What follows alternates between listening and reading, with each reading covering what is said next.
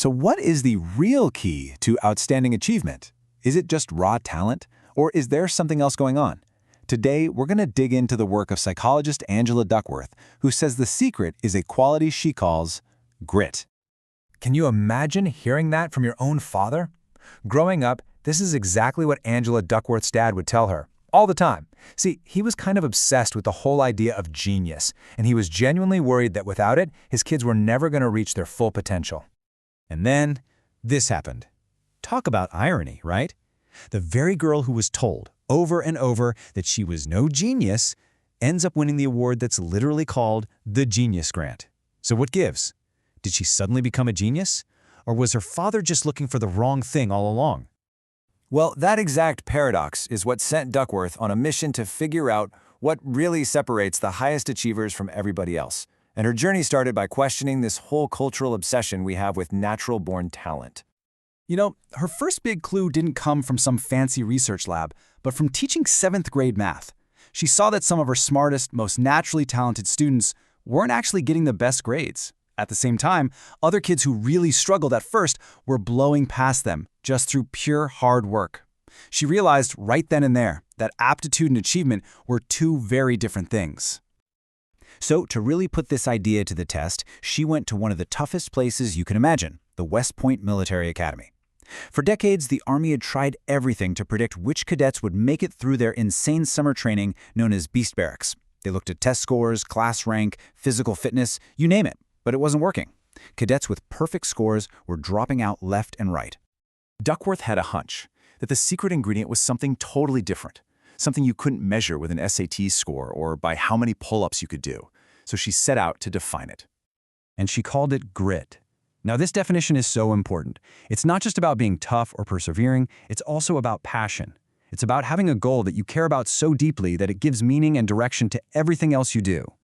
Let's break that down, because it's two separate things. First, you've got passion, and this isn't just a flash in the pan. It's stamina, it's consistency, it's sticking with what you care about day in, day out. And then you have perseverance. That's your resilience, your ability to get back up after you get knocked down, and to see life as a marathon, not a sprint. Okay, so it's a great definition, but does it actually predict who's going to be successful in the real world? Well, this is where Duckworth's research gets absolutely fascinating. Let's jump back to West Point for a second. The Army's old way of predicting success was something called the whole candidate score, a mix of talent, fitness, leadership, the whole shebang. But get this, Duckworth found that score was basically useless for predicting who would actually finish Beast Barracks. The grit score, on the other hand, it was an incredibly accurate predictor of who would stick it out. And this isn't just about the military. She also looked at salespeople, where a crazy 55% of new hires quit within the first year. So what made the difference? What predicted who would stay and succeed? It wasn't natural charisma or how outgoing they were, it was grit. And the evidence just keeps coming. Grit predicts which kids make it to the finals of the National Spelling Bee, which students actually graduate from Chicago's public schools, and even who survives the unbelievably brutal selection course to become an Army Green Beret. It works across the board. All right, so we've established that grit is a huge deal. But why? Why does it matter so much more than talent? Duckworth came up with a really simple but powerful way to explain it. Here's the first part of her equation. Your talent, your natural ability for something, that's just where you start. When you apply effort to that talent, that's when you start to build real skill. Effort is the thing that turns potential into something you can actually use. But just having a skill isn't enough, right? To get to actual real-world achievement, you have to apply effort to that skill again. And this is the game changer. Effort counts twice. It builds the skill in the first place, and then it's what makes that skill productive out in the world. You know who gets this? Will Smith. He puts it perfectly. He's always said he doesn't see himself as the most talented guy, but he believes his work ethic is just on another level. And that quote just nails it. Talent is what you're born with, but skill? That's something you can only build with hours and hours of pure effort. So, all of this leads to the biggest, most important question, doesn't it? Are you just born gritty, or is it something that any of us can actually learn and develop?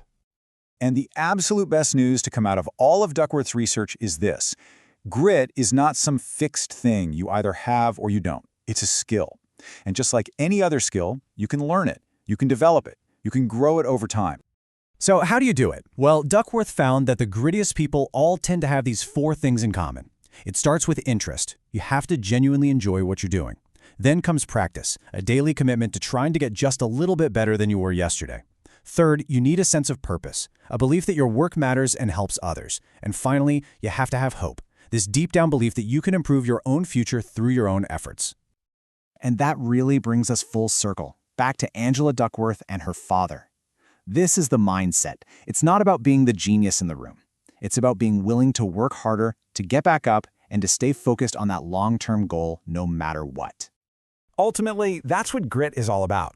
It's about finding your own hard thing, that one big goal that really matters to you, and then having the passion and the perseverance to see it through. So the question I'll leave you with is, what's yours?